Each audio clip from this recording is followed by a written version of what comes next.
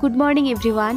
আজ খুব সকাল সকাল বেরিয়ে পড়েছি বাবার বাড়িতে যাওয়ার জন্য, কারণ আজকে মা বাবা কেউই বাড়িতে থাকবে না, ভাই একাই বাড়িতে থাকবে, সেজন্যই আমার যাওয়া। তাছাড়াও আজকে সন্ধ্যেবেলা আছে আমার বন্ধুর বিয়ে, তাই দুপুর বেলাতেই আমি রাতের রান্নাটাও করে রেখে যাচ্ছি। বাই দ্য ওয়ে, আজকের আমার বন্ধুর বিয়েতে যে শাড়িটা পরে যাচ্ছি এটা তোমরা আমাকে অনেকবারই পরতে দেখেছো, বাট এই কম্বিনেশনটা আমি প্রথমবার ট্রাই করছি। এই শাড়িটা তো আমার ভীষণ পছন্দের, তবে সিলভার জরির কাজ, বাট আমি আজকে ট্রাই করব গোল্ডেন জুয়েলারি দিয়ে। বোনকে একটু ডেকেছিলাম আমাকে হেল্প করার জন্য,